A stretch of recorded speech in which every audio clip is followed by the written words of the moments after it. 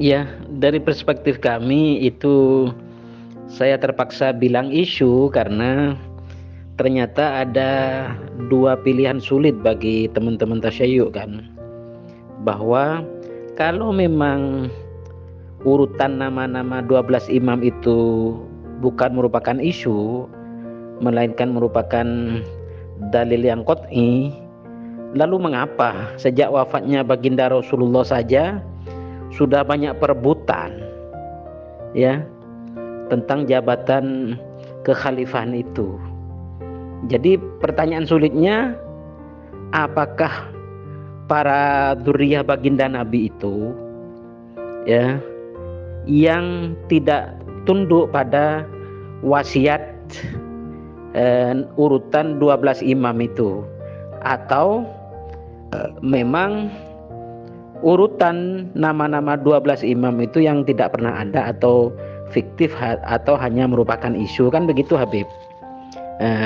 Tetapi selain itu saya membaca satu kitab ya, dari kitabnya bernama Mukhtasar At-Tuhfah Al-Ithna Asyariyah, halaman 213, salah satu masterpiece dari Syah Abdul Aziz Ghulam Hakim Ad-Dahlawi. Jadi panjang. Jadi begini, ketika Imam Hasan Al-Muthanna ya bin Hasan As-Sibti bin Imam Ali ditanya mengenai hadis Ghadirhum tadi, Imam Hasan Al-Muthanna menjawab, wahai sekalian manusia, ini adalah penguasa urusanku dan pemimpin bagi panjenengan semua setelahku, maka tunduk dan patuhlah terhadap segala perintahnya. Jadi ini Imam Hasan Al-Muthanna yang berkata. Bahkan Imam Hasan Al-Muthanna ketika ditanyakan bahwa pertanyaan yang sebagaimana tadi, apakah kekhalifahan itu bagi Imam Ali saja? Tidak, beliau menjawab begini dalam kitab ini loh, demi Allah tidak.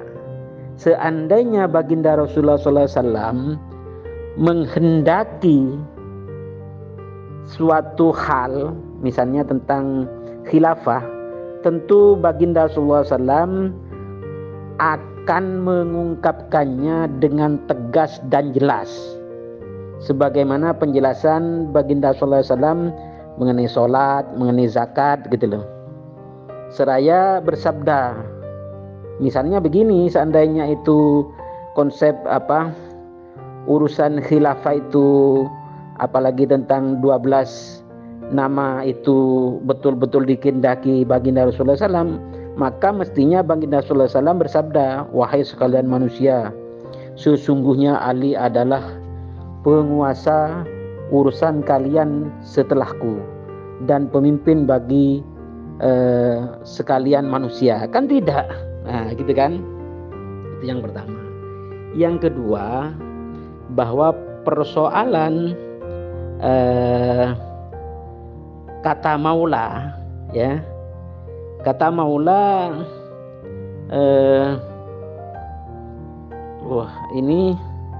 dari kitab Ahlus Sunnah. Persoalan kata maula ini ya dalam hadis Ghadirhum itu sangat tidak tepat jika diartikan sebagai pemimpin Habib. Selain tidak pernah dikehendaki dalam percakapan masyarakat Arab waktu itu dan waktu kini ya, dan karenanya tidak akan ditemukan dalam kamus bahasa Arab apapun ya ketidaktepatan dalam mengartikan maula dengan arti pemimpin. Juga dilihat dari lawan kata maula itu terdapat di dalam hadis ini. Hadis selanjutnya itu saya baca ya, bismillahirrahmanirrahim. Man kuntu maulahu fa aliyun maulahu, Allahumma wali man walahu wa adi man adahu. Ini jelas kan, barang siapa yang menjadikan aku baginda sallallahu alaihi wasallam sebagai maulanya, artinya penolongnya di sini, maka Imam Ali juga sebagai maulanya atau penolongnya. Karena apa? Karena doanya berbudi begini, ya Allah, cintailah orang yang mencintainya, mencintai Ali maksudnya, dan musuhilah orang yang memusuhinya. Jadi maula itu, penolong itu lawan katanya menurut hadis ini sendiri adalah musuh gitu loh. Nah, bukan pemimpin ya, karena penolong itu lawan katanya musuh. Dalam hadis ini juga Habib begitu loh. Jadi silakan, ini semua yang saya sampaikan ini adalah dari kitab Usul Madhab Asy-Syiah dari Al-Ghifari ya, juz 2 halaman 840. Yang ketiga Habib, dari kitab Usdul Ghabah juz 2 halaman 65, juga di dalam Usul Madhab Asy-Syiah juz 2 halaman 839 begini. Hadis Ghadir Khum tadi bila ditinjau dari sistem mustalahul hadis ya, terutama dari segi sanad ya, atau mata rantai transmisi hadis ya, maka hadis ini bukan hadis mutawatir dan bahkan masih diperdebatkan kesohihannya gitu Habib. Misalnya Abu Dawud As-Sajastani dan Abu Hatim Ar-Razi menilai hadis ini sebagai hadis batil. Sementara Abu Musa, sebagaimana dikutip Ibnu Athir dalam Usudul Ghabahnya, ia menyatakan bahwa hadis Ghadir Khum ini sangat gharib, sangat hakim, sangat asing ya, begitu kan.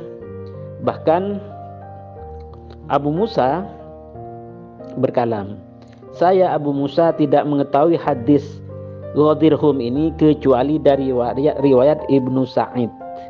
Sedangkan Ibnu Hazm mengatakan bahwa hadis Ghadir ini tidak memiliki jalur yang sahih sama sekali. Ya, ya, jadi ya mohon maaf saya membaca kitab ini Habib. Dari pemaparan data sejauh ini, kelemahan-kelemahan argumentasi, wah ini. Ya demikian dulu Habib, karena ini nanti terlalu panjang itu tentang konsep apa, semuanya harus disepakati oleh mayoritas umat muslim, itu asik lagi gitu Habib. Demikian Habib, mohon maaf Habib, saya cuma membaca dari kitab-kitab Syiah, dari kitab-kitab Sunni Habib. Mohon izin kalau saya salah baca, salah makna, mohon dibetulkan Habib. Terima kasih Habib. Sayyid Talib Mukmin Quraisy Al-Hamid. Terima kasih Habib, terima kasih, matur sembah nuwun Habib. Fa'alaikum bisunati was sunati khulafa'il khulafa'ir rasyidin al-mahdiyyin ya. Dengar nih ya, ataupun coba kita kupas ya. Khulafa'ur rasyidin yaitu khalifah yang benar. Apakah siapa khalifah yang benar? Abu Bakar. Abu Bakar menyelisih pesan Nabi ini benarkah? Ya, tidak benar ini ya. Khalifah Rasyidin ini, atau Khalifah Rasyidin orang yang cerdas yang benar ya. Nah, Khalifah Rasyidin Al-Mahdinya yang mendapat petunjuk. Apakah orang yang mendapat petunjuk menyelisih pada nabinya? Mendapat petunjuk iya, tetapi tidak berkualitas sangat baik. Jadi siapa Khalifah Rasyidin Al-Mahdiin itu? Adalah khalifah yang direkomendasikan oleh Nabi, yaitu dari itrah dari keturunannya 12. Inilah khalifah Rasyidin Al-Mahdiyin ya. Itu mereka itu imam-imam yang pertama dari Imam Mahdi dari Imam Ali sampai yang terakhir Imam Mahdi. Inilah khulafaur rasyidin Al-Mahdiyin ya. Talzamul Jamaatul Muslimin. Jamaatul Muslimin yang mana ya? Talzamu Jamaatul Muslimin wa Imam Mahum. Imam Mahum itu kan imam ini, imam yang direkomendasikan oleh Nabi, bukan imam yang mengaku-ngaku. Kalau imam yang mengaku-ngaku caranya pun tidak sesuai ya. Praktek infak tiap orang dapat rezeki diminta ini, adakah Nabi mempraktikkan begitu ya? Sahabat-sahabat misalnya, kamu baru pulang dari kafilah, uang berapa, kesinikan dulu, kesabilillahkan dulu, kata Nabi. Nggak pernah kita dengar begitu ya. Tapi kalau kata Nabi, kalau ada kelebihan berikanlah. Itu ada dalam Al-Baqarah ayat 219. Kulil afwa, ambil dari kelebihan ya. Nah, Yas'alunaka madza yunfikun, kulil apa? Ambil dari kelebihan. Itu kan jelas. Al-Baqarah ayat 219 ya. Dan prakteknya dari infak ini apa? Untuk urusan-urusan kepada sabila itu dibelakangin kok. Yang utama itu ya ayat Al-Baqarah 215 itu apa? Yas'alunaka madza yunfikun ya. Kul ma anfaqtum min khairin, dari yang baik. Palil walidaini, orang tua dulu yang dilihat itu ya. Orang tua, palil walidaini wal akrobin, kerabat. Ya, kerabat. Kerabat itu utamakan pertalian darahnya lebih dekat ya. Berarti keluarga-keluarga Nabi itu termasuk kerabat kalau bagi Nabi. Bagi kita ya keluarga kita ya. Nah, wal akrobin wal masakin, dan kepada orang miskin ya. Wabni sabil apa? Wal yatama dulu, wal yatama kepada orang yatim, kepada anak yatim, wal masak, kemudian wal masakin kepada orang miskin. Nah, terakhir wabni sabil kepada sabilillah. Jadi nggak ada, belum pun orang itu digunakan untuk apa, dia untuk sini dulu, untuk kepada imam dulu, kepada Imam Mirza dulu, untuk kepada Inggris dulu. Nggak ada begitu. Jadi cara LDII, cara Ahmadiyah ini cara yang menyimpang, nggak sesuai dengan cara Nabi. Inikah Imam Mahum yang harus diikuti? Ini Imam Mahum yang menyimpang. Berarti Imam Mahum yang mana? Imam Mahum itu Imam Mahdi. Itulah Imam Mahum itu. Talzamul jamaatul muslimina wa Imam Mahum. Jadi jamaah yang mengikuti Imam Mahdi siapa? Syiah. Ahmadiyah apa mengikuti Imam Mahdi? Tidak kan? Imam Mahdinya Imam Mahdi Mirza. Ya, praktek infaknya saja tidak sesuai dengan cara Nabi. Inikah yang mau diikuti? Yang tidak sesuai. A'udzubillahi minasyaitonirrajim. Wa idza qila lahum wa idza laqul ladzina amanu qalu amanna wa idza khala ila syayatinhim qalu inna mayastahzi'u bihim. Ala innallaha pokoknya kesimpulannya itu dia itu mengatakan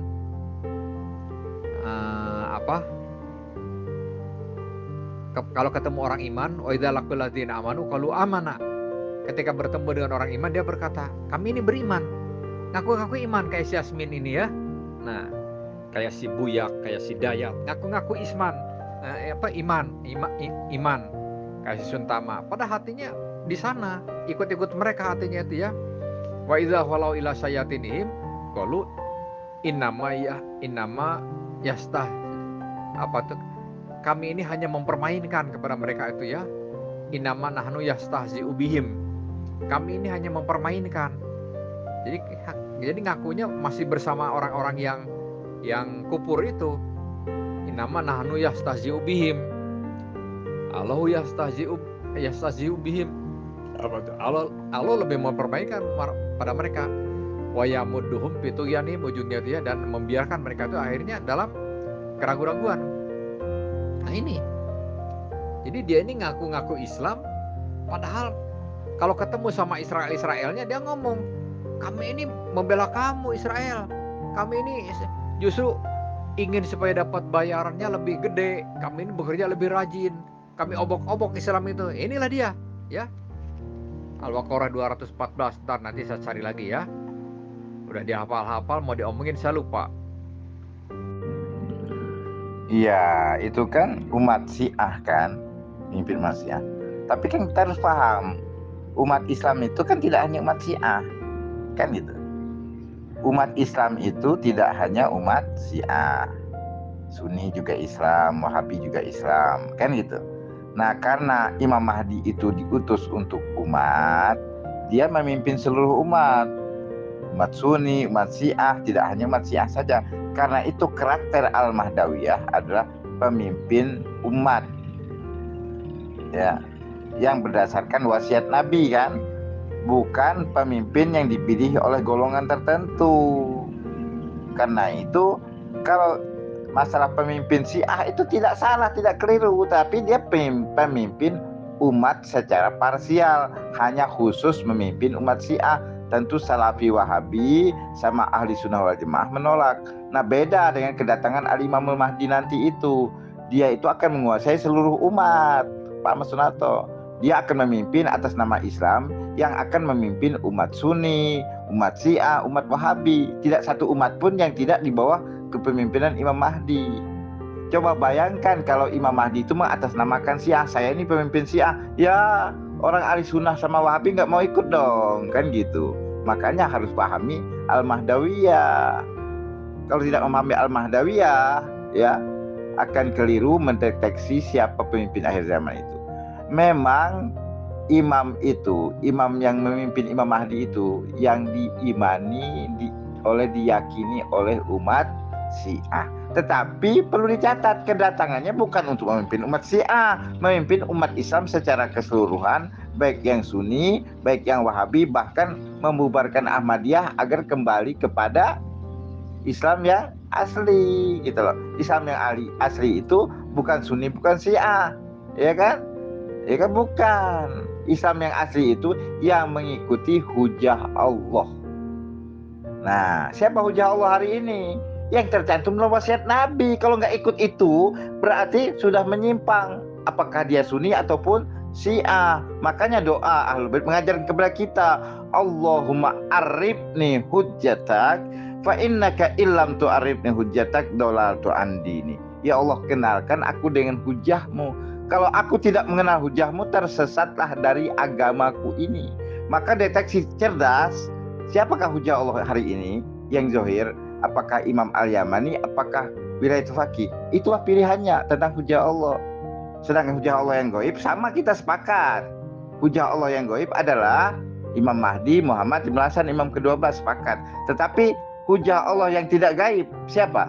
Apakah Syed Ali Khamenei atau Imam Ahmad Al-Hasan Al-Yamani? Disinilah pilihan dalam rangka mengenal hujah Allah. Bukan sembarangan Pak Mas Sunato, pahami betul-betul itu masalah hujah Allah. Karena apa? Doanya jelas. Kalau tidak mengenal hujah Allah, tersesat dari agama. Ada 2 hadis lagi. Hujah Allah itu harus dibaiat. Kalau tidak ada baiat, maka mati jahiliyah, Pak Mas Sunato. Mana dalilnya? Man mata laisa fi unuqihi bai'atun fa huwa mata mitatan jahiliyah. Siapa mati tidak ada baiat di pundaknya, mati jahiliyah. Pak Mas Sunato baiat enggak sama Ali Khamenei, sama Wilayah Faqih? Baiat enggak? Enggak, kan? Kami baiat kepada Imam Al-Yamani. Karena kalau enggak baiat, mati jahiliyah, kata Nabi. Dan harus dikenal dia sebagai imam. Imam yang merupakan utusan imam. Imam utusan imam. Kenapa? Kalau tidak mengenal imam zaman, Al-Qaim Isman. Al-Qaim itu ada 2 nama. Isman yakhfa, nama yang tersembunyi. Fa Ahmad Al-Mahdi awal.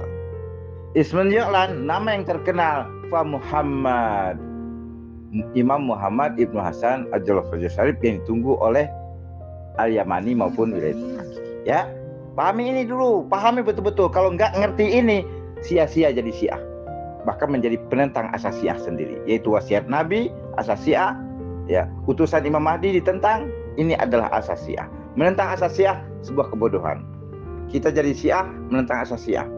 Apa bedanya dengan ahli sunnah yang berpegang teguh kepada mereka yang memang sejak awal mereka memang tidak mengenal hujah Allah. Jadi perlu dipahami tentang hujah Allah ini. Karena apa? Kalau tidak paham hujah Allah, nanti ulama dikira hujah Allah. Ulama Sunni, ulama Syiah, apalagi ulama Wahabi, bukanlah mereka itu para hujah Allah. Mereka adalah manusia-manusia yang tidak maksum, yang bisa juga menyesatkan manusia, baik ulama Sunni maupun ulama Syiah. Maka dikatakan jangan terpengaruh oleh ulama-ulama, baik ulama Sunni maupun ulama Syiah. Kenalilah hujah Allah. Selamatkanlah diri Anda daripada orang-orang yang mengatakan syarul fuqaha tahtadiru sama, kata Rasulullah. Sejahat-jahat makhluk di bawah kolong langit ini adalah fuqaha. Sejahat-jahat makhluk kok. Karena dari mereka lah fitnah dan kembali kepada mereka fitnah.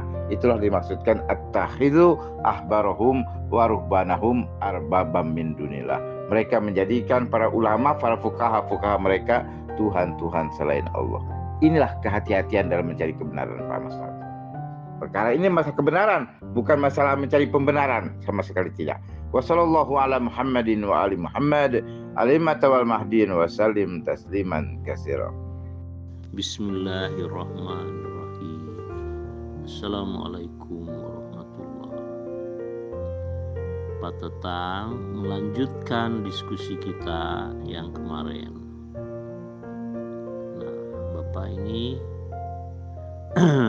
menyatakan bahwa Ahmadiyah tidak bertentangan tapi menyelisihi cara-cara Nabi. Nah, itu sebetulnya hanya tuduhan-tuduhan saja, ya. Karena perlu Pak Tatang ketahui bahwa Pak Tatang bilang kan semua sedang menunggu Imam Mahdi. Sedangkan menurut Al-Quran dan menurut Rasulullah SAW itu adalah Imam Mahdi sudah datang jauh sebelum kita lahir, atau 100 tahun sebelum kita lahir, tepatnya pada tahun 1305 Hijriah atau tahun 1888 Masehi, ketika umat Islam sedang bercerai-berai, ya. Dan menurut Al-Quran dan hadis, Imam Al-Mahdi itu seorang nabi, rasul, khalifah yang diutus Allah dari umat Nabi Muhammad atau umat Islam. Ya, jadi sudah tepat ya, Jemaat Ahmadiyah itu didirikan oleh Imam Al-Mahdi wal Masih Maud yang diutus Allah dari antara umat Islam, keturunan bangsawan Persia campuran dengan Sayyidah. Ya, kemudian tidak menyelisihi seperti yang Pak Tatang tuduhkan perilakunya. Tidak, sama sekali tidak. Hal ini dibuktikan dengan janji Allah kepada orang-orang Islam yang beriman dan beramal soleh, bahwa Dia pasti dan pasti akan menjadikan bagi mereka khilafah di bumi. Dan khilafah Ahmadiyah itu telah berjalan lebih dari 115 tahun hingga sekarang masih. Jadi ini suatu pengakuan dari janji Allah, ya, bahwa Ahmadiyah itu imamnya mengikuti sunnah Nabi Muhammad dan sunnah Khulafaur Rasyidin Ahmadiyah, gitu Pak ya. Jadi kalau Bapak tidak yakin, maka Bapak harus bikin khilafah di Syiah. Ternyata kan tidak ada. Karena apa? Menurut Al-Quran, khilafah itu dijadikan oleh Allah, bukan buatan manusia, bukan pula buatan Rasulullah SAW. Nah, masalahnya Bapak menuduh kami, ya, menarik canda atau infak terus di-store ke Inggris. Nah, itu keliru Pak. Kami tidak begitu, ya. Saya ingin menjelaskan kenapa khalifah yang keempat atau sejak khalifah yang keempat Ahmadiyah gitu ya, hijrah ke Inggris, ke London. Nah, ini ada pertama ada nubuatan dari Rasulullah SAW di dalam Sahih Muslim ketika beliau menjelaskan tentang 10 tanda kiamat. 2 di antara 10 itu adalah pertama, turunnya Isa ibnu Maryam. Yang kedua, matahari akan terbit dari tempat terbenamnya. Nah, kemudian ternyata di Pakistan ketika khalifah yang keempat itu menjabat, Pakistan mengeluarkan ordonansi bahwa Ahmadiyah adalah minoritas non-muslim dan tidak boleh mengucapkan syahadat, kemudian syahadat ditulis di masjid juga tidak boleh, dan kalau kita lakukan syahadat itu dipidana penjara. Nah, bagaimana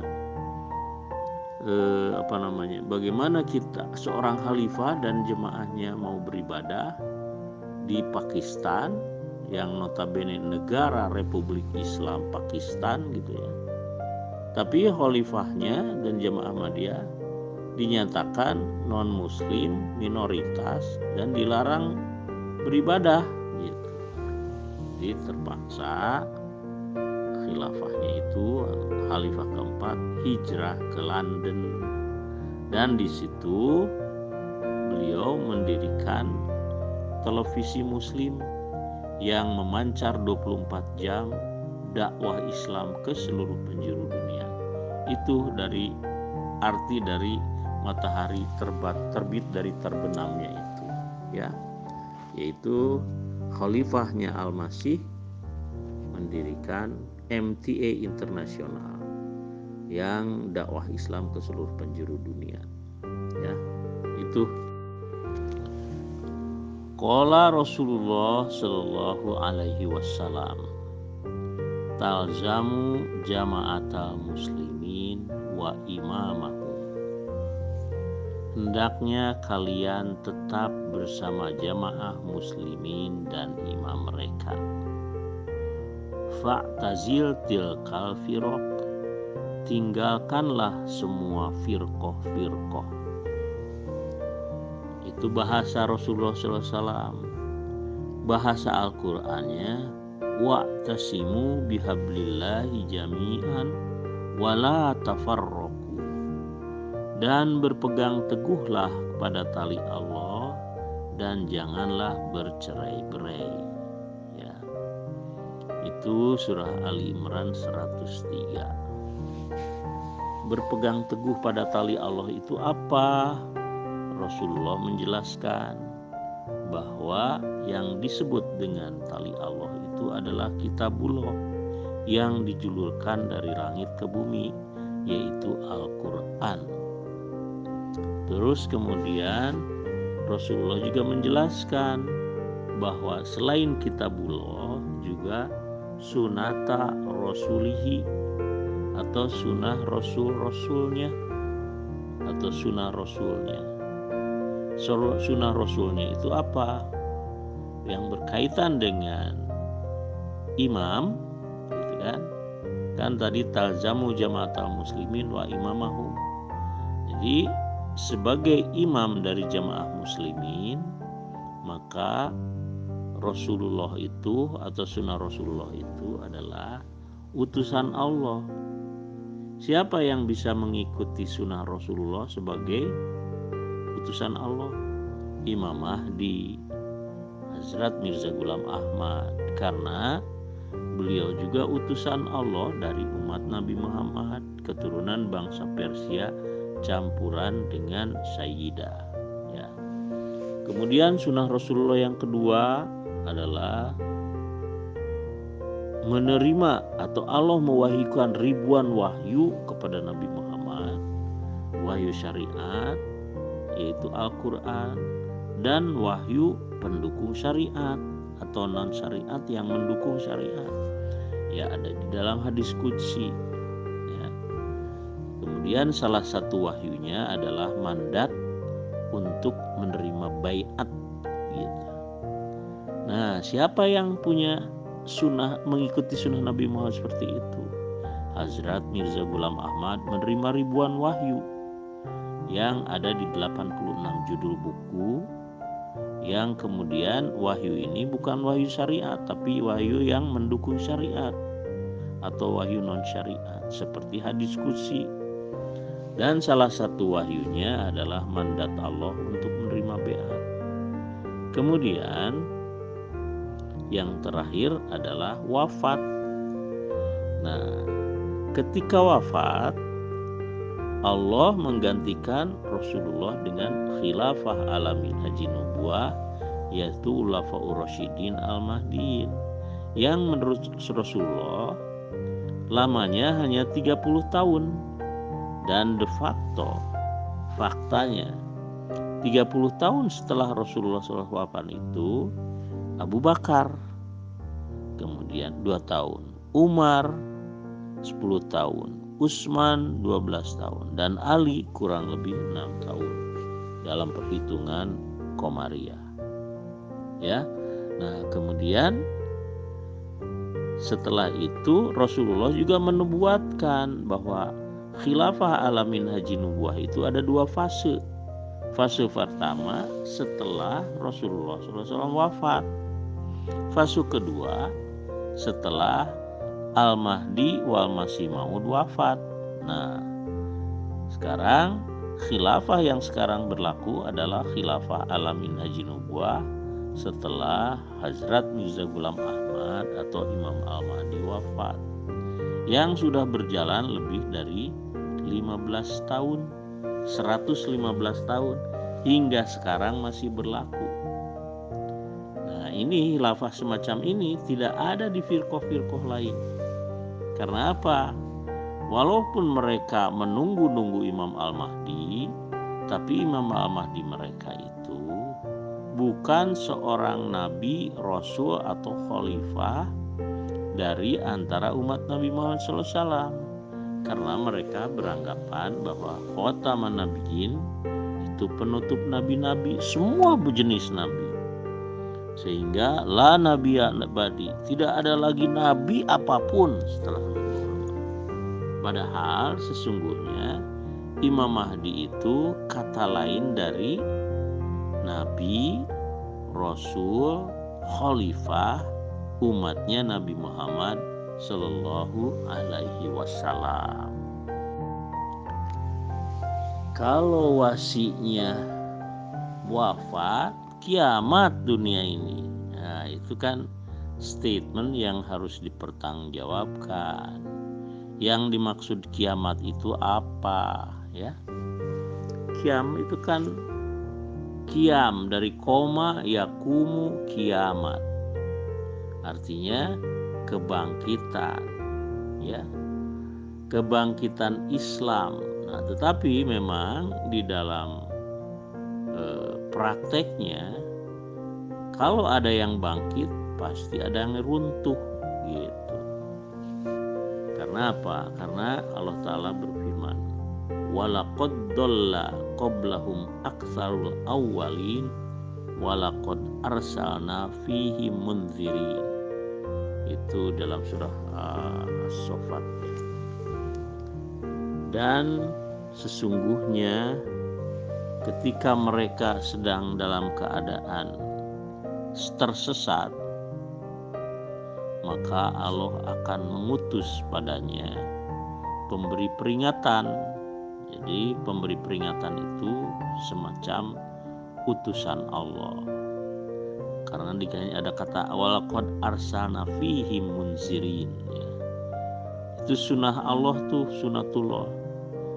Beliau atau Allah Ta'ala mengutus pemberi peringatan atau rasulnya, ya, ketika umat sedang tersesat atau sedang bercerai-berai.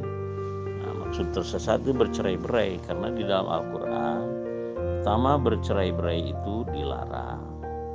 Bercerai-berai itu sama dengan memecah belah agama mereka. Memecah belah agama mereka itu termasuk musyrikin dalam surah Ar-Rum ayat 31-32. Jadi oleh karena itu ingatlah sunnatullah ini, ya.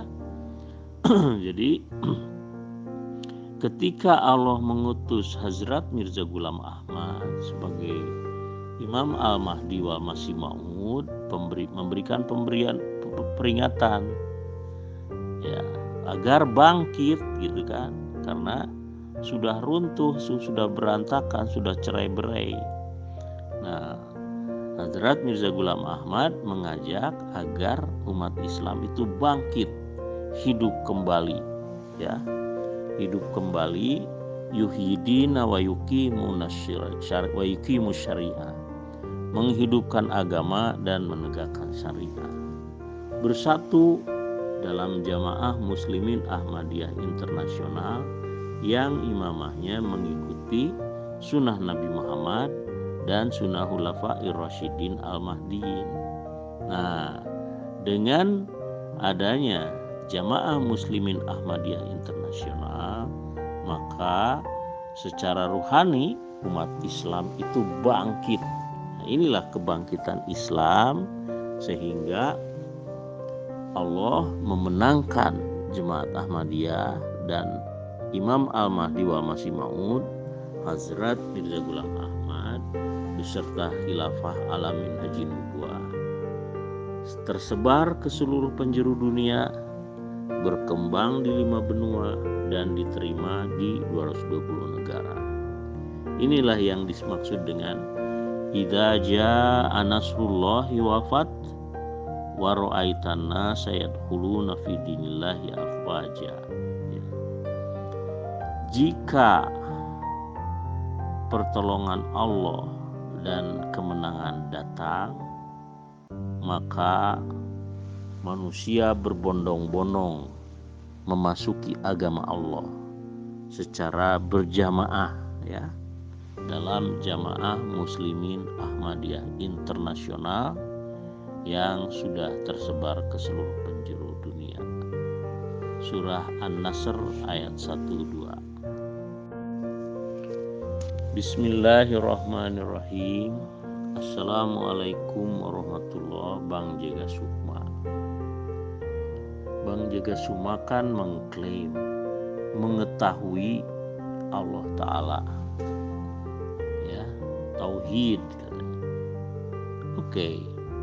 Tidak apa-apa kalau klaim Anda seperti itu, berarti kan Anda juga memahami janji Allah kepada orang-orang yang beriman dan beramal soleh di dalam surah An-Nur ayat 55. A'udzubillahi minasyaitonirrajim.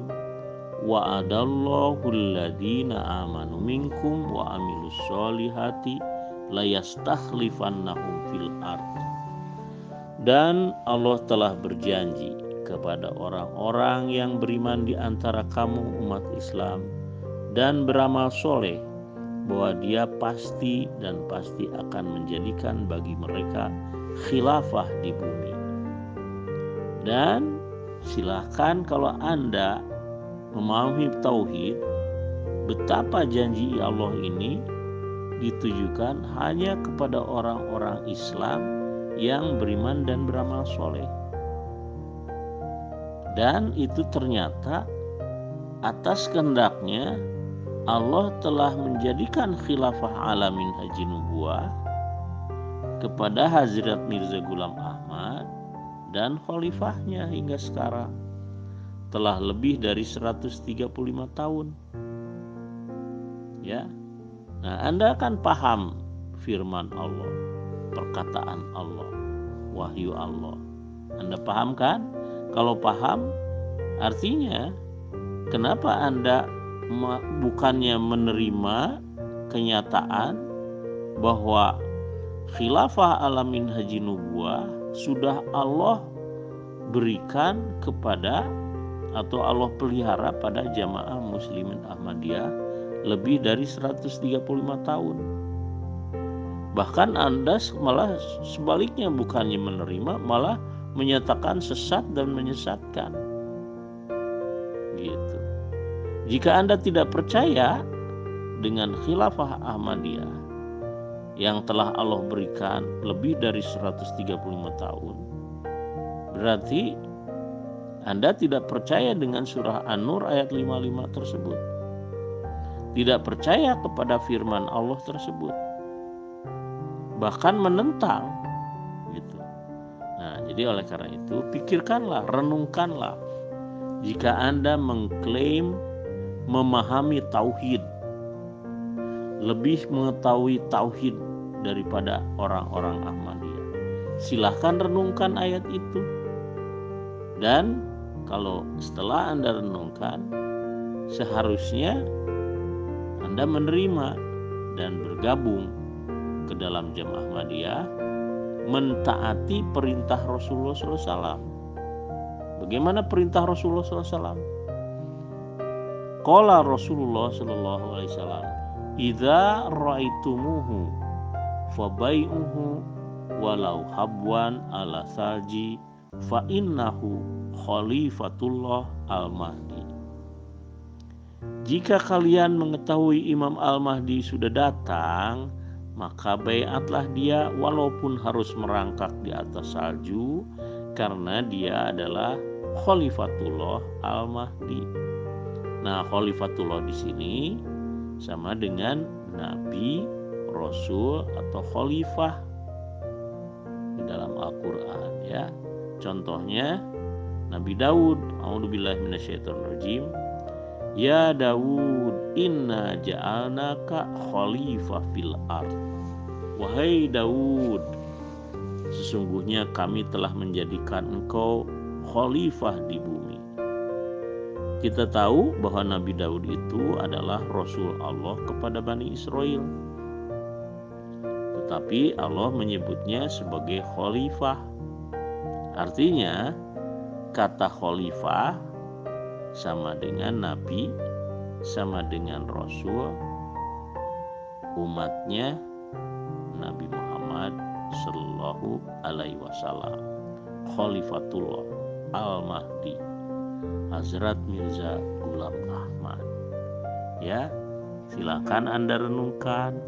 Ya, pemahaman HTI ya adalah menurut Pak Jega Sukma, iman dan amal soleh mereka adalah menegakkan khilafah sendiri. Nah, tapi khilafahnya khilafah politik. Nah, jadi oleh karena itu, jika ternyata Allah tidak memberikan khilafah politik kepada Hizbut Tahrir, maka dengan demikian Allah menganggapnya tidak beriman dan tidak beramal soleh. Atau mereka mengklaim sebagai orang beriman, tapi politik itu tidak dianggap oleh Allah Ta'ala tuh tidak dianggap sebagai amal soleh. Karena apa? Karena perintah Allah itu kan beriman dan beramal soleh, mentaati Allah dan mentaati Rasulullah SAW. Kemudian khusus untuk khilafah, Allah telah berjanji kepada orang-orang yang beriman di antara kamu umat Islam dan beramal soleh bahwa dia pasti akan menjadikan bagi mereka khilafah di bumi. Tujuannya apa? Bukan politik, tapi meneguhkan agama yang telah dia ridhoi bagi mereka, atau an aqimudin wala tatafarraqu fi. Asy-Syura ayat 13. Kemudian mengubah rasa takut mereka menjadi rasa aman. Ya, mimba di haufihim amna. Kemudian ya'budunani la yusyrikuna bi syai'a. Orang-orang beriman dan beramal soleh itu akan beribadah kepada Allah dan tidak akan menyekutukan apapun dengan Allah Ta'ala.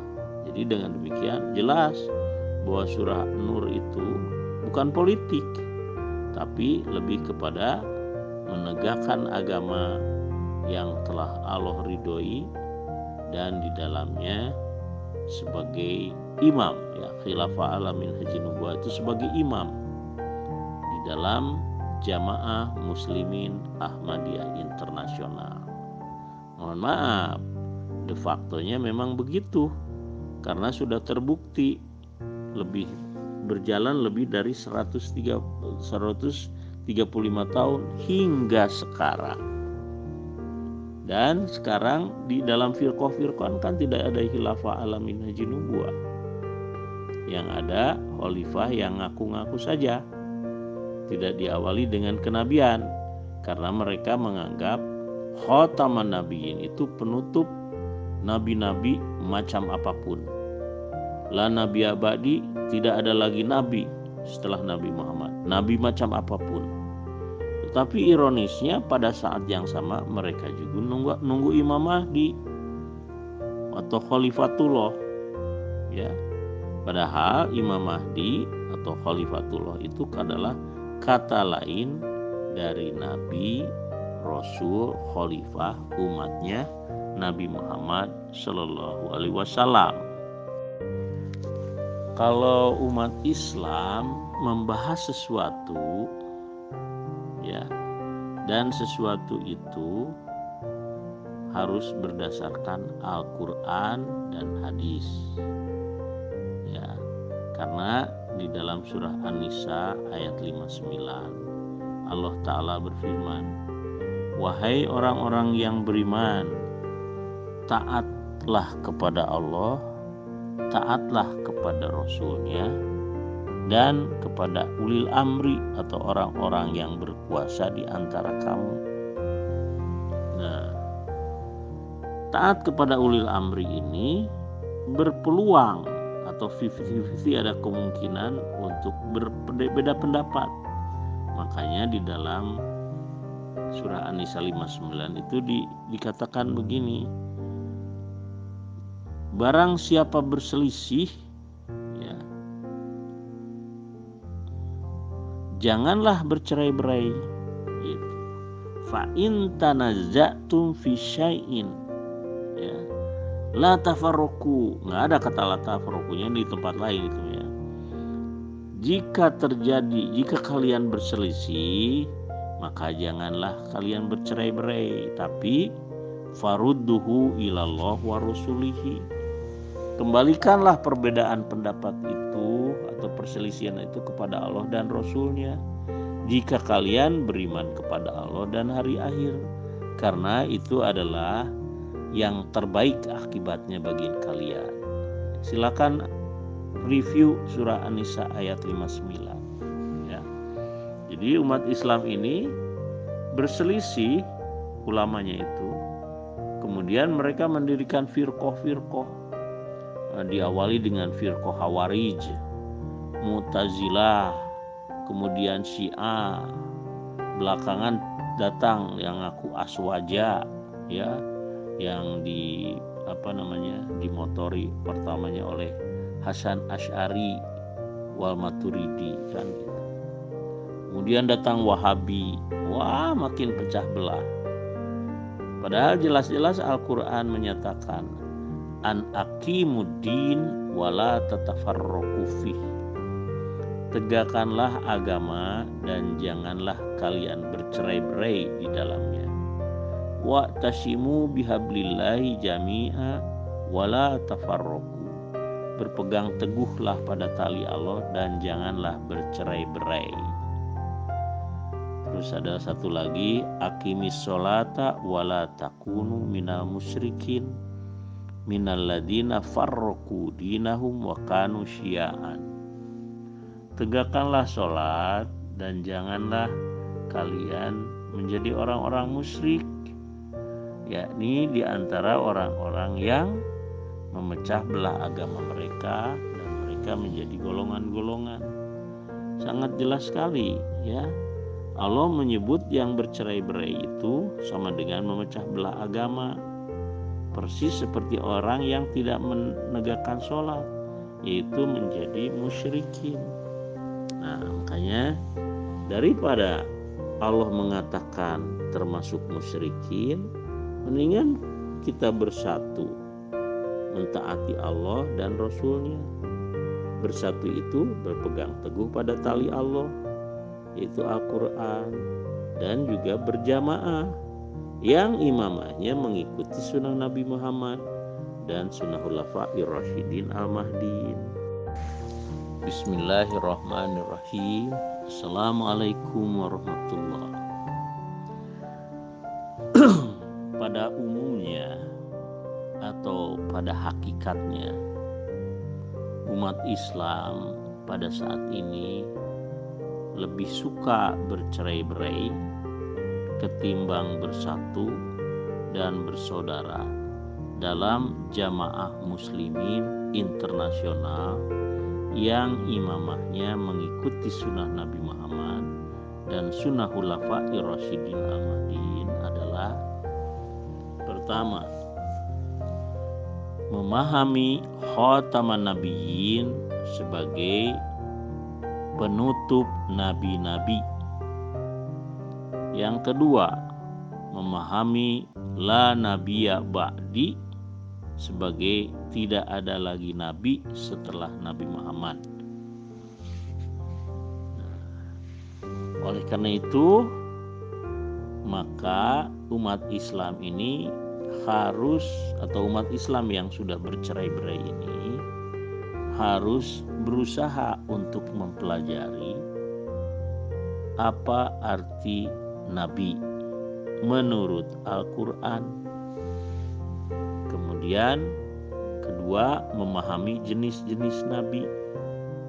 Ya. Nah, saya akan jelaskan begini.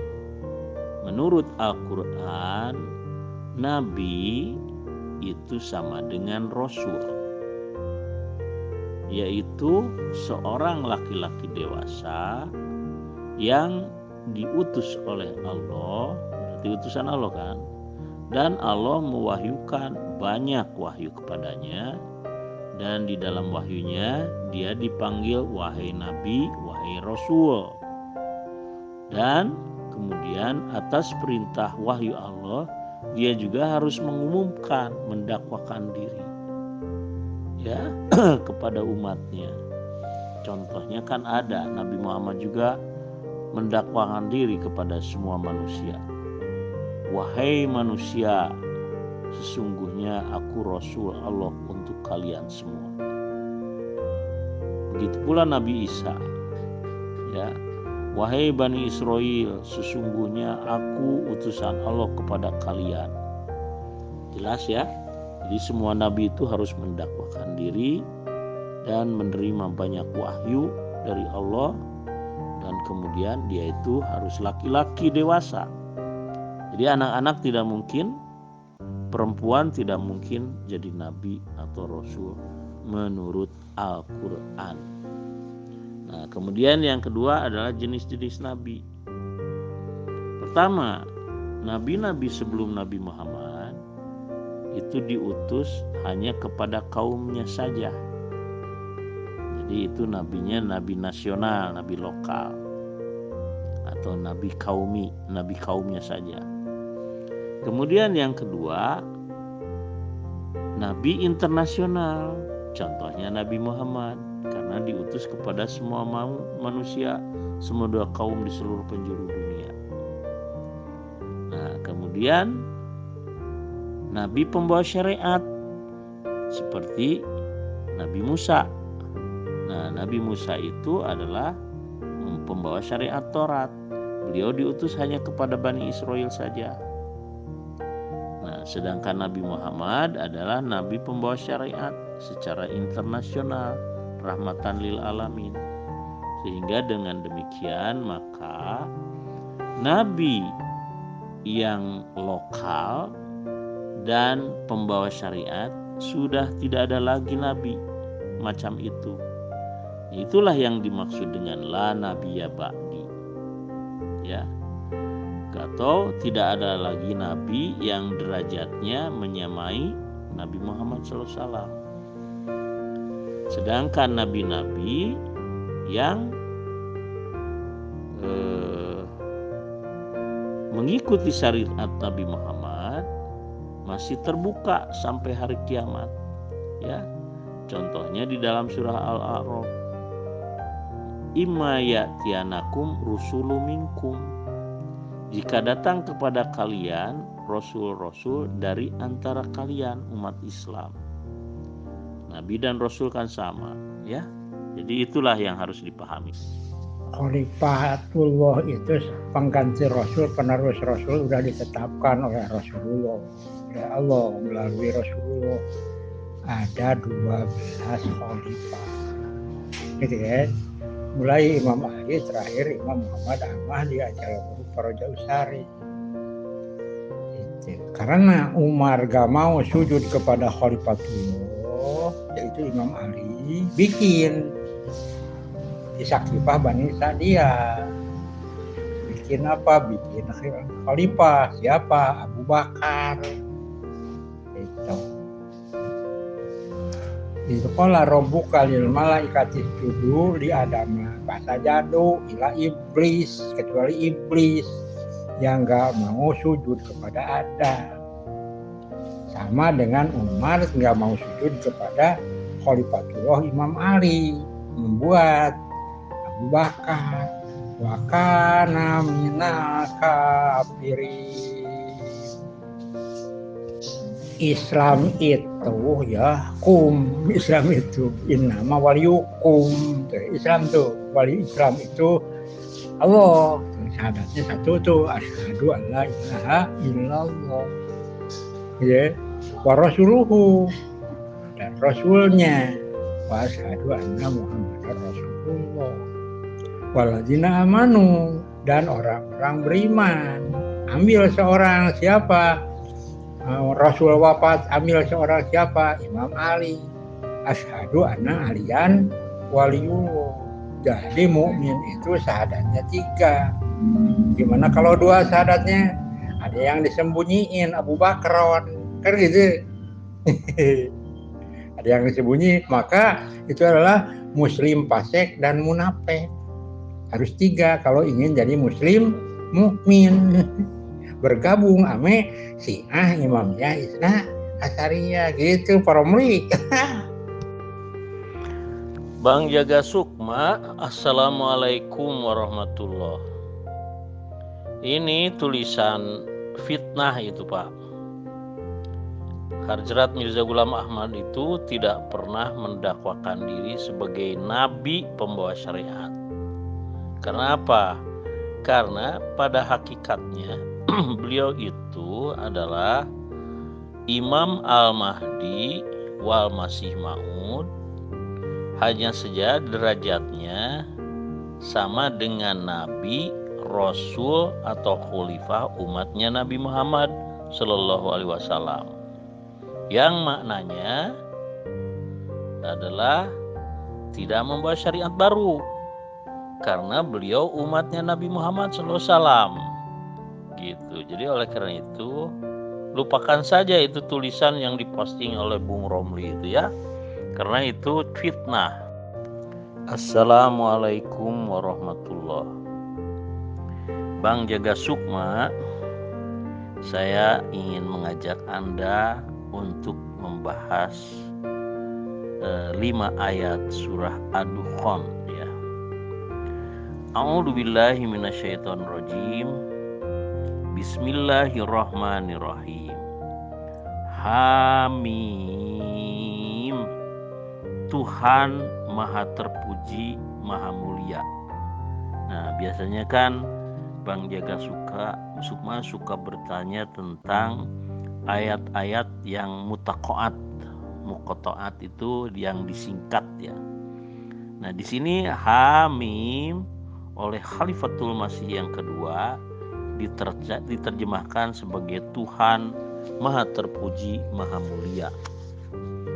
Kata Hamim dapat merupakan alih-alih kata Hafizul Kitab atau penjaga dan pemelihara Alkitab, dan Munazilul Kitab yang menurunkan Alkitab.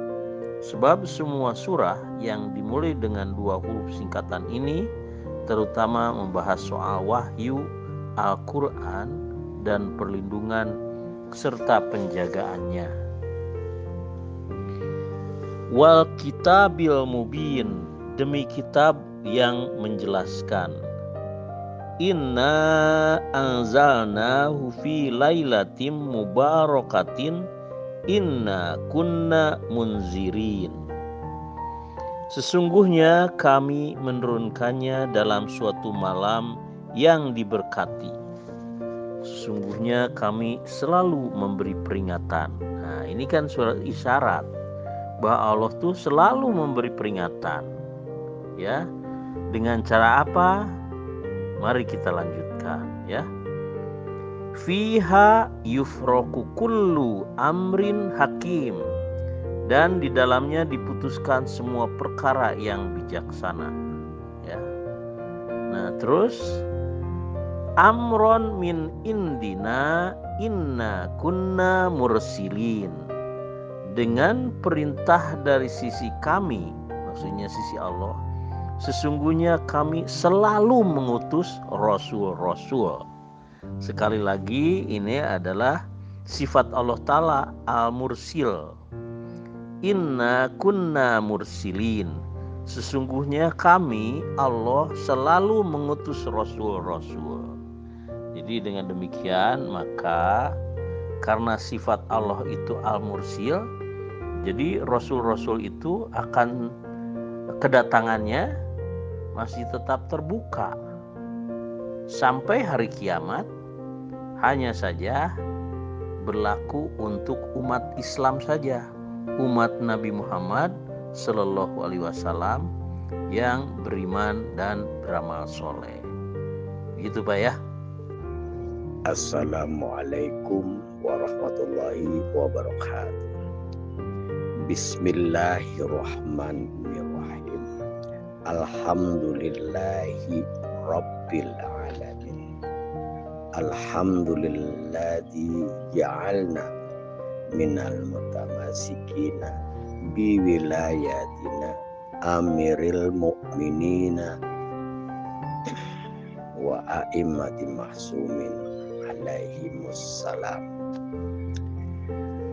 Selamat pagi, rahayu sagung. Kalau kita bicara Rasul, sifat Rasul, Rasulin, ya Pak Jerik, itu ada nggak di sifat yang 99 yang Allah dikatakan punya sifat? Ya Pak Jerik, kalau Rasul ya sampai hari kiamat memang Rasul. Tapi kalau Nabi, seorang Nabi itu menurut Al-Azhab 40 ya selesai Nabi. Tapi kalau Rasul berlanjut sampai kiamat, betul. Gitu Pak Ajerik. Nah, sehubungan saya baru masuk, saya dengar voice note saya Pak Erik ya tentang berarti Mirza Ghulam Ahmad ini bukan seorang nabi. Ini yang pasti Pak, yang jelas Pak Erik, bukan nabi, tapi seorang Imam Mahdi dari umatnya Nabi, kan gitu, dari khalifahnya Nabi Al-Masih Maud. Jadi dijelaskan dulu dong Pak Erik. Jadi Mirza Ghulam Ahmad ini bukan seorang nabi, apa seorang nabi? Ini kok pernyataannya selalu berubah-ubah terus nih Pak Jerik. Terima kasih. Ini dulu aja dah. Waalaikumsalam warahmatullahi Pak Ahmad Sunarto, selamat pagi. Kalau melihat Al-Quran ya, khususnya surah Az-Zukhruf, A'udzubillahi minasyaitonirrajim. Wa kam arsalna min nabiyyin fil awwalin. Dan betapa banyak nabi-nabi yang telah kami utus kepada kaum terdahulu. Jadi nabi itu sama dengan utusan Allah. Kemudian itu di Az-Zukhruf ayat 6 ya. Kemudian di Musnad Ahmad 11061, Ubasyirukum bil mahdi yub'atsu fi ummati. Aku kabarkan berita gembira tentang Al-Mahdi yang akan diutus Allah dari umatku. Jadi Al-Mahdi juga seperti nabi-nabi juga utusan Allah. Nah, utusan Allah dalam bahasa Arab artinya Rasul Allah. Ya, jadi dengan demikian maka Al-Mahdi, Nabi, Rasul itu sama-sama utusan Allah. Jadi dengan kata lain, Nabi sama dengan Rasul sama dengan Al-Mahdi. Ya. Fa'alaikum bisunnati wa sunnatil khulafa'ir rasyidin al-mahdiin. Atas kalian imam-imam ya maksudnya, diwajibkan untuk mengikuti sunnah Nabi Muhammad dan sunnah khulafa'ir rasyidin al-mahdiin. Nah, sunnah Nabi Muhammad itu kan utusan Allah. Sunnah khulafa'ir rasyidin al-mahdiin itu adalah khilafah alamin haji nubuah atau khilafah kenabian Rasulullah SAW. Siapakah itu? Ya. Rasulullah menubuatkan ada 2 fase khilafah alamin haji nubuah. Yang pertama setelah Rasulullah SAW. Yang kedua setelah Imam Al-Mahdi wal Masih Maud alaihissalam. Ya. Nah, setelah Nabi Muhammad itu khilafahnya hanya berjalan 30 tahun. Khilafatin nubuwati salasuna sanat.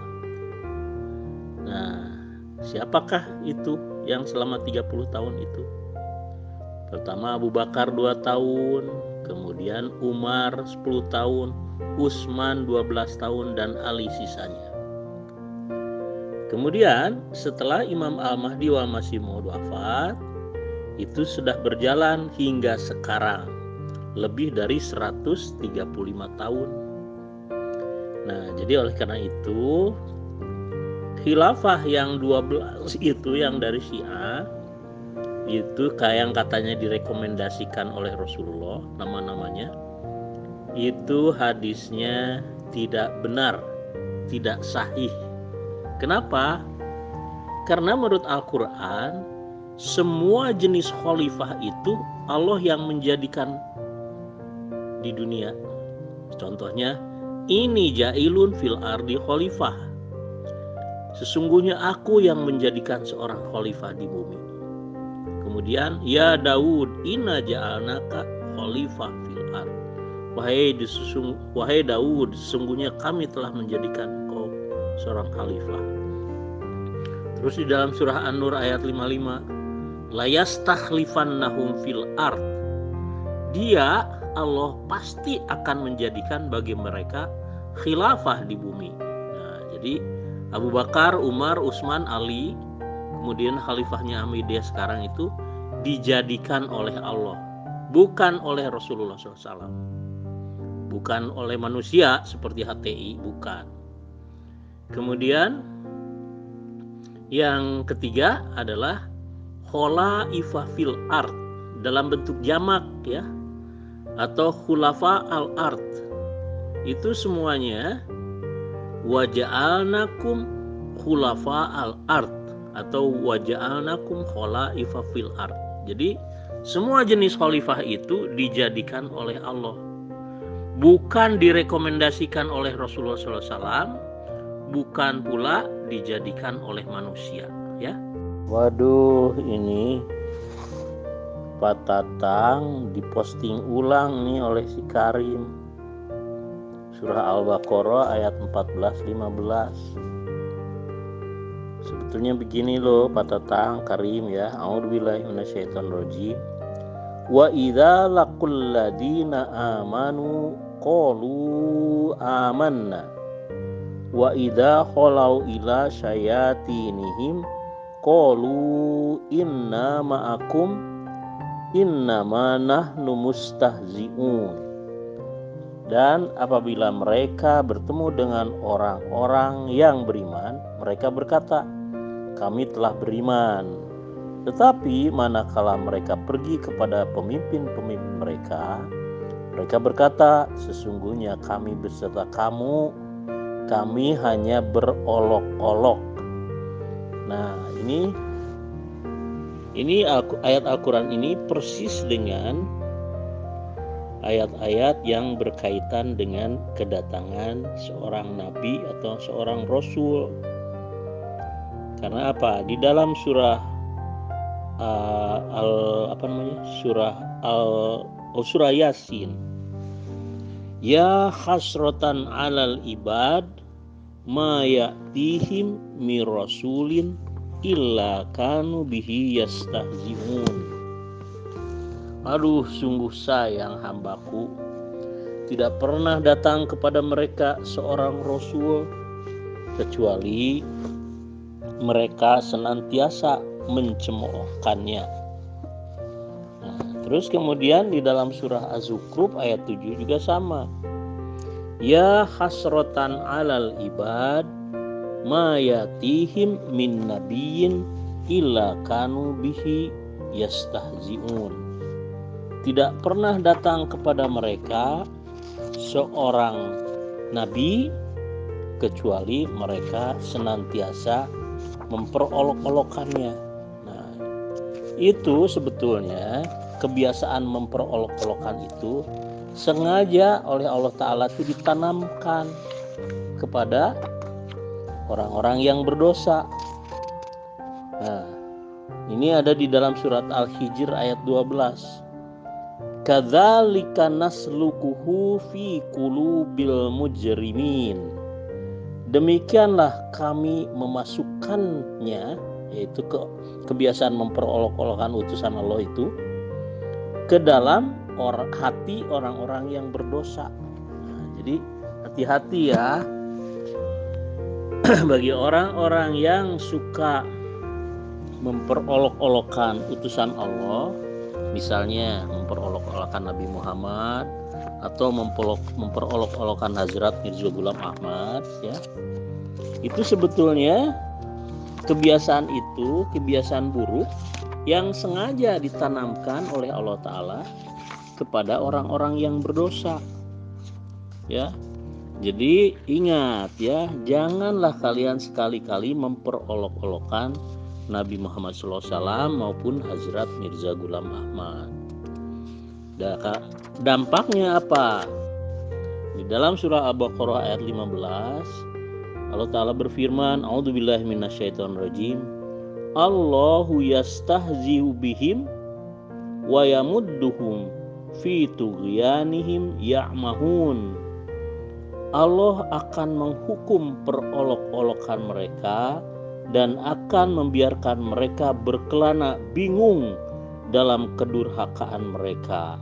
Nah, ini orang yang sudah cinta dengan bercerai-berai padahal Allah melarangnya, la tafarraqu, ini merasa paling benar, terus menuduh orang lain sesat, kafir, di luar Islam, menyesatkan. Itu hati-hati ya ketika perolok-olokan itu ditujukan kepada utusan Allah.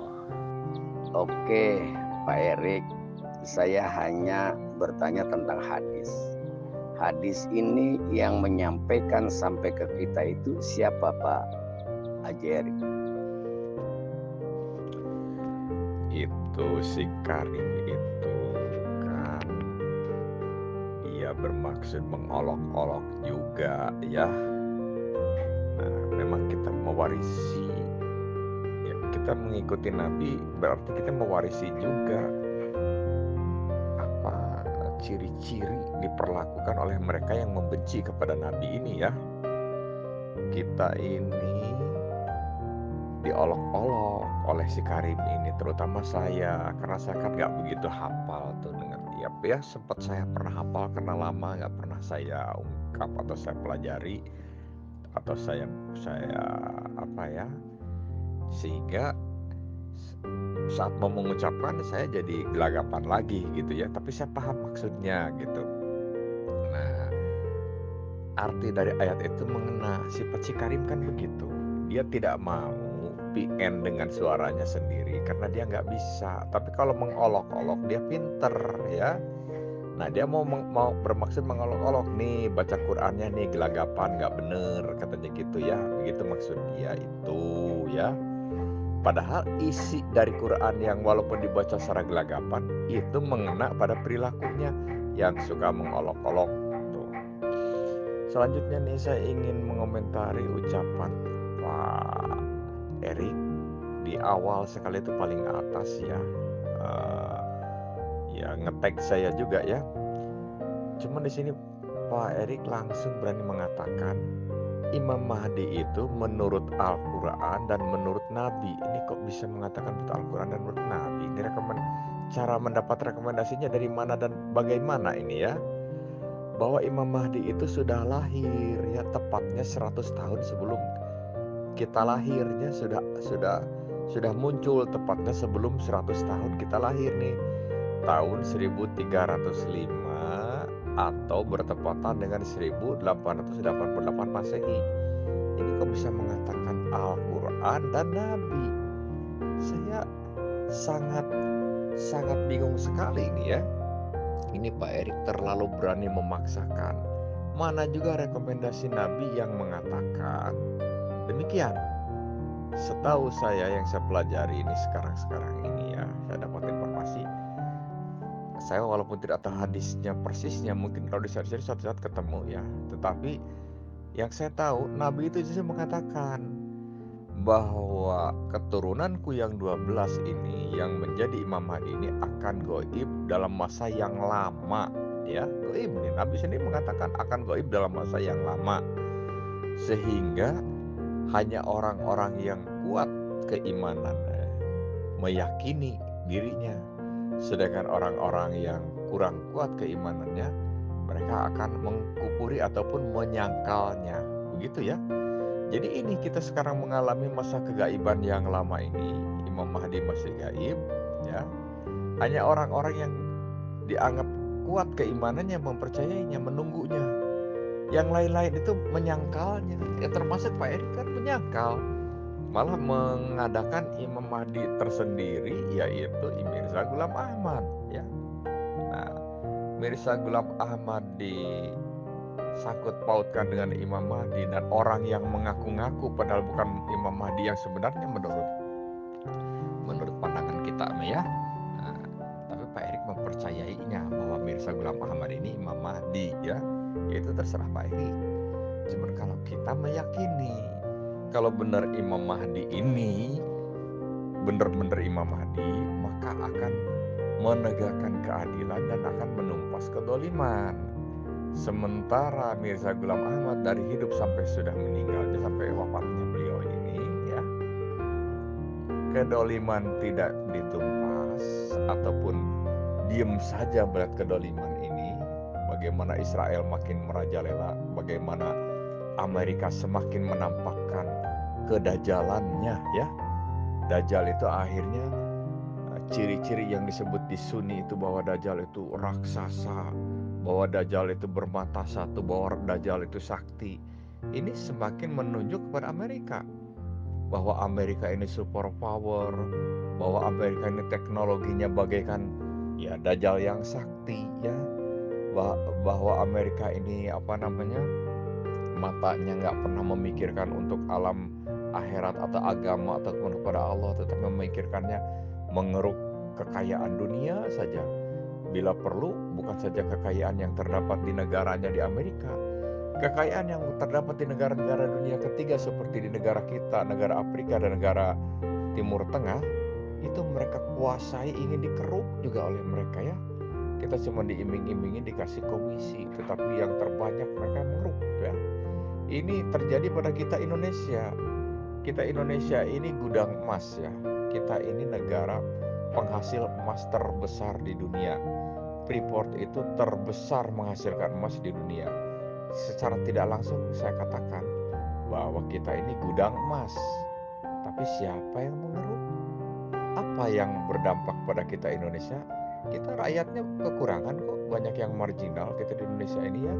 Banyak orang yang belum mampu menyekolahkan anaknya, banyak yang akhirnya lari jadi tukang ngamen, banyak yang lari jadi pengemis di kita di Indonesia. Pada Amerika yang mengeruknya dari kita menjadi superpower.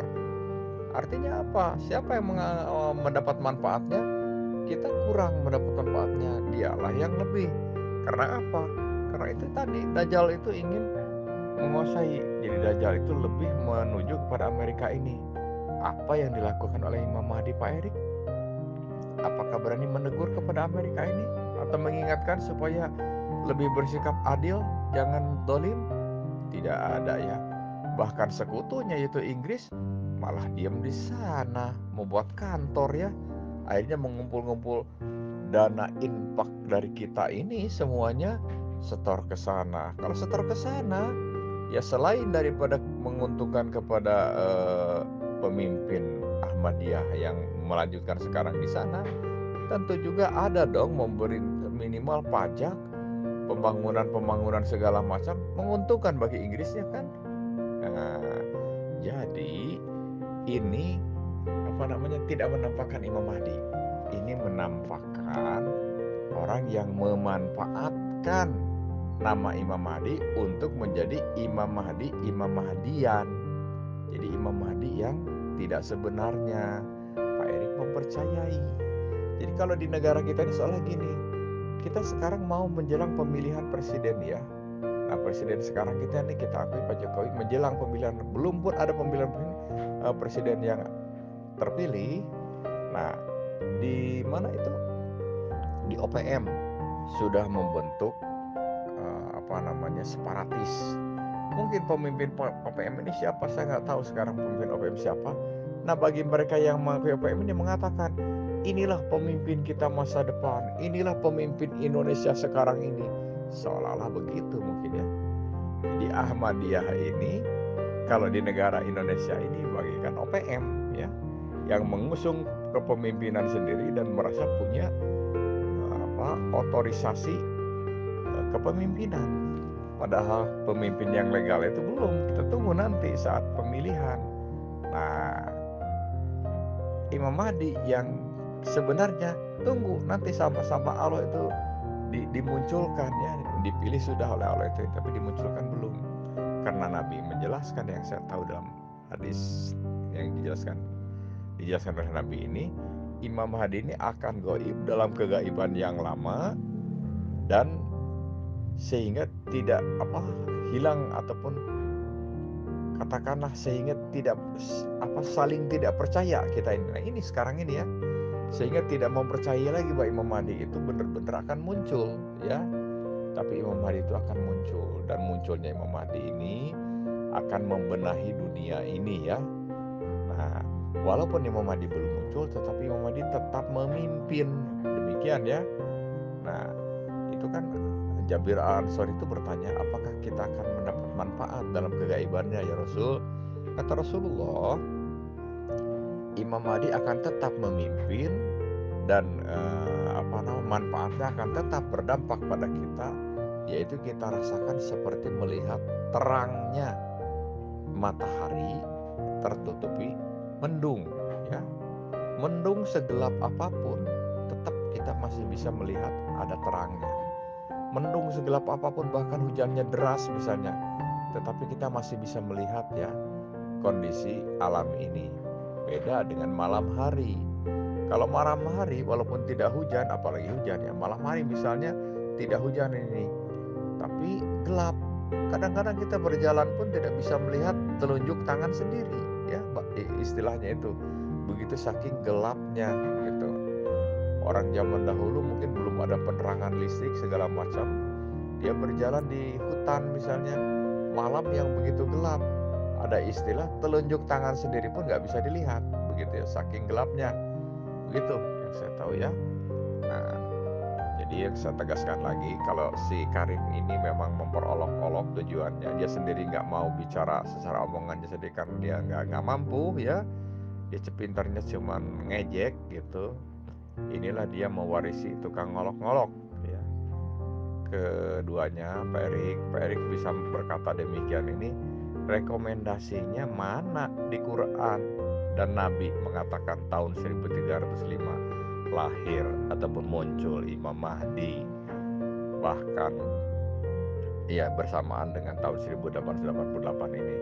Mana kok berani mengatakan ada di Quran dan Nabi menjelaskan? Nabi menjelaskan saja nggak ada kok setahu saya. Cuman Pak Erik menghubung-hubungkan Quran bahwa akhirnya Imam Mahdi itu Mirza Ghulam Ahmad, padahal di situ penjelasannya Imam Mahdi untuk Nabi. Pak Erik dihubung-hubungkan untuk, atau dipaksa-paksakan itu yang jelas-jelas untuk Nabi, dipaksa-paksakan itu untuk Mirza Ghulam Ahmad, seperti As-Saff ayat 6 tersebut. Gini Pak Jaga Sukma, tadi di pertengahan saya simak gitu kan, saya langsung ke poinnya saja. Pak Jaga Sukma mengatakan sepakat bahwasanya imam ke-12 adalah Imam Mahdi. Lalu bagaimana dengan Mahdi, 12 Mahdi bagi kaum Al-Yamani? Mana yang lebih unggul, 12 Mahdi atau imam yang ke-12? Sementara imam yang ke-12 ini entah kapan datangnya, di mana keberadaannya kan tidak diketahui. Nah, dalam hal ini Pak Jaga Sukma mempunyai keyakinan bahwasanya Ansarul Imam Mahdi adalah Ahmad Hasan Al-Yamani. Pertanyaan saya, mana yang tepat dan layak menjadi Imam Mahdi menurut pandangan Pak Jaga Sukma? Oh maaf, saya nih orang kaya, duit saya banyak. Tentu saja di rumah saya pakai wifi dan kuota saya limited edition. Begini Tatang, di dalam ajaran Syiah Imamiyah dalam memahami sifat ketuhanan itu pun berbeda. Lah kok bisa berbeda sesama wilayatul faqih? Kalau seandainya Al-Yamani dan Imamiyah itu berbeda, itu suatu hal yang wajar. Karena Al-Yamani sempalan daripada Syiah Rafidah atau Syiah Imamiyah. Kalau aneh jual HP-nya, aneh nggak bisa dong. Masa hanya membeli kuota korbankan HP? Antum gimana sih cara berpikirnya? Kalau mau membasmi tikus, masa harus rumahnya sih dibakar? Nah begitu dong. Itu baru ada sedikit memberi wawasan kepada orang lain. Jangan jualan kompor mulu. Jualan kompor udah gak laku. Bukan diposting ulang, itu saya memberitahu, itu dalilnya Pak Tatang itu. Walaupun Tatang itu ngakunya sebagai guru Al-Quran dan juga ngakunya pemenang musabaqah tilawatil Quran. Jadi begini, Syiah Imamiyah itu ketar-ketir dan kewalahan apabila menghadapi Pak Jaga Sukma. Buktinya kita bukti dan fakta loh bicara. Kalau ketar-ketir itu tidak berlanjut. Kalau menilai itu yang objektif, jangan subjektif. Gara-gara sering banyak jualan kompor, akibatnya akalnya mandek, nalarnya berhenti, kesadarannya mati gitu. Udah nggak usah jualan kompor lagi, kembangkan lagi itu kitab yang segudang gitu loh. Jadi menilai yang objektif gitu, jangan subjektif ya. Pak Karim memalukan kok. Kitab segudang, antum tuh kitabnya segudang, masa komentarnya hanya seperti itu kayak Yasmin. Syekh Ahmad Al-Yamani tidak pernah menampakkan diri dan tidak pernah menerima wahyu mandat Allah untuk menerima baiat. Rasulullah Shallallahu Alaihi Wasallam saja menerima wahyu mandat Allah untuk menerima baiat. Yaitu surah Al-Fat ayat 10. Innalladzina yubayyi'unaka innama yubayyi'unallah yadullahi fawqa aydihim. Sesungguhnya orang-orang yang baiat kepada engkau wahai Muhammad, sesungguhnya mereka itu baiat kepada Allah, tangan Allah berada di atas tangan mereka. Nah, wahyu seperti itu diwahyukan Allah juga kepada Hazrat Mirza Ghulam Ahmad yang bunyinya alladzina yubayyi'unaka innama yubayyi'unallah yadullahi fawqa aydihim. orang-orang yang baiat kepada engkau wahai Mirza Ghulam Ahmad, sesungguhnya mereka itu baiat kepada Allah, tangan Allah berada di atas tangan mereka. Ya kan? Syed Ahmad Al-Hasan Al-Yamani tidak pernah menerima wahyu mandat Allah untuk menerima baiat, ya. Hadis di dalamnya ada sabda-sabda Nabi Muhammad SAW dan juga amal soleh Nabi Muhammad SAW dicatat atau diriwayatkan oleh para sahabat, ya, para sahabat yang menyaksikan ketika Nabi SAW bersabda atau melakukan amal soleh. Kemudian hadis itu dicatat lagi, ya. Pertama oleh perawi yaitu para sahabat, kemudian dicatatnya oleh ulama muhadisin, istilahnya itu para penulis hadis, ulama para penulis hadis. Dia tidak punya hak untuk menafsirkan atau tidak punya kapasitas untuk menafsirkan. Para perawi atau para penulis hadis itu hanya menuliskan saja, ya. Dan contohnya Imam Al-Bukhari, Imam Muslim, Imam Abu Daud, Imam Ibnu Majah, Imam Nasai, dan Imam Tirmizi. Contohnya itu, ya, ada yang disebut Kutubus Sittah gitu. Nah, sampailah kepada kita bagi orang-orang yang mau membacanya. Tapi sebagian juga kita mendengar dari para ustadz, kan. Kalau saya mendengarnya dari khalifah gitu, atau baca buku Hazrat Mirza Ghulam Ahmad yang menjelaskan tentang hadis, baru saya mendengar seperti itu. Gitu Pak, ya. Berarti ulama, kan, ulama hadis. Kenapa Pak Haji memegang kepada ulama hadis? Itu kan seorang ulama. Kenapa percaya dengan ulama, Pak Erik? Terima kasih. Jadi ayat itu turun, tentunya ada asbabul nuzulnya. Ada nggak bukti faktanya dari informasi dari Allah itu umat Nabi Muhammad membaiatnya? Pertama, kedua, dan itu juga diturunkan kepada Mirza Ghulam Ahmad dengan ayat yang sama. Kapan dibaiatnya? Kan gitu. Dan turunnya di mana wahyu itu turun? Gitu ya. Kan sama-sama turun juga kepada Mirza Ghulam Ahmad. Anggaplah diulang, kan, turunnya. Ketiga, yadullah fawqahu aydihim.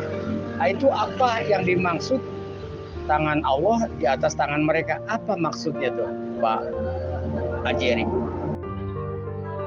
Kalau bicara mana yang lebih unggul, itu nggak ada, Pak. Nggak ada yang lebih unggul dan tidak ada yang lebih diunggulkan. Jadi mereka itu satu pakem.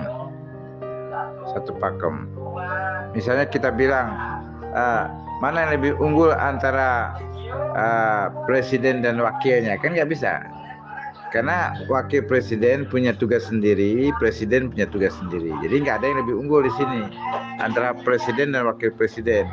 Tapi kalau kita bandingkan dengan yang lain itu boleh. Kalau Imam Ahmad Al-Hasan ini ibarat wakil presiden dan Imam Mahdinya Syiah itu ibarat presidennya. Tapi karena presidennya ini dalam kondisi gaib, tentu yang berperan ada yang tidak gaib, Pak. Kan gitu. Orang yang kondisinya gaib dengan yang tidak gaib, yang berperan siapa? Tentu yang berperan, yang bekerja itu yang tidak gaib. Masa Pak dia bekerja dalam kondisi gaib? Artinya dalam kondisi gaib dia tidak bisa berinteraksi dengan umat manusia. Maka diperlukan wakil, diperlukan utusan, diperlukan wasi untuk berinteraksi dengan umat manusia. Dia punya ilmu, bagaimana mau menyalurkan ilmunya dalam kondisi gaib? Maka perlu wakil untuk menyalurkan ilmunya. Nah, jadi Imam Ahmad Al-Hasan ini ibarat ibarat kalau kita buat itu, misalnya kalau Imam Mahdi Muhammad bin Hasan itu ibarat tong air ya. Nah, Imam Ahmad bin Hasan ini ibarat keran. Kalau kita bilang mana yang lebih unggul antara keran dan tong, kan nggak bisa Pak, karena keran dan tong itu fungsinya sama, menyalurkan air yang ada dalam tong itu mengalir lewat keran air. Artinya kalau tanpa keran air dalam tong nggak bisa disalurkan. Tanpa Imam Ahmad bin Hasan Al-Yamani, ilmunya Imam Mahdinya Syiah itu tidak bisa disalurkan, kan begitu Pak? Bisa nggak disalurkan? Kalau nggak ada keran air, bisa nggak disalurkan tong air? Nggak bisa kan? Nah, jadi artinya sesuai fungsinya masing-masing Pak. Fungsinya dari Imam Al-Yamani ini adalah menyalurkan seluruh ilmu pengetahuan yang ada di Imam Mahdi Muhammad bin Hasan yang gaib itu, karena ilmunya tidak bisa disalurkan tanpa melalui Imam Al-Yamani. Air dalam tong nggak bisa disalurkan tanpa keran, kan begitu Pak? Cara logikanya seperti itulah saya gambarkan. Jadi mana yang lebih utama, keran kah atau tong air? Ya kedua-duanya itu kan nggak bisa dikatakan lebih utama, karena satu tidak ada kan nggak bisa. Tanpa tong air, airnya juga nggak keluar. Tanpa keran air, airnya juga nggak keluar. Yang penting Pak, airnya dikonsumsi nggak. Nah, artinya ilmunya Ahlul Bait itu dikonsumsi nggak oleh umat Syiah.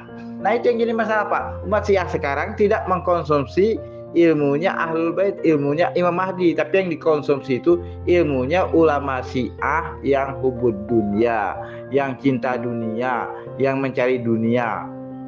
Ulama-ulama Syiah yang murtad, ulama-ulama Syiah yang munafik, itu yang dikonsumsi Pak, bukan dari ilmunya Imam Mahdi yang gaib itu. Makanya kita ini yang penting kan ilmunya Pak, percaya dengan Imam Mahdi gaib, tapi ilmunya nggak dapat tuh apa? Kan nihil juga. Kita penting ilmunya Imam Mahdi itu loh, apa Pak? Ilmunya Imam Mahdi itu, terutama ilmu ma'rifatullah, ilmu hakikat, ilmu ma'rifat, ilmu mutasyabihat Al-Quran, itu semuanya harus kita pahami lewat Imam Al-Yamani. Tanpa lewat Imam Al-Yamani, ilmu hakikat, ilmu ma'rifat, ilmu mutasyabihat Al-Quran nggak akan bisa dipahami. Padahal itulah intisari agama ini Pak. Nah, itulah kira-kira ya. Terima kasih. Wassalamualaikum warahmatullahi wabarakatuh.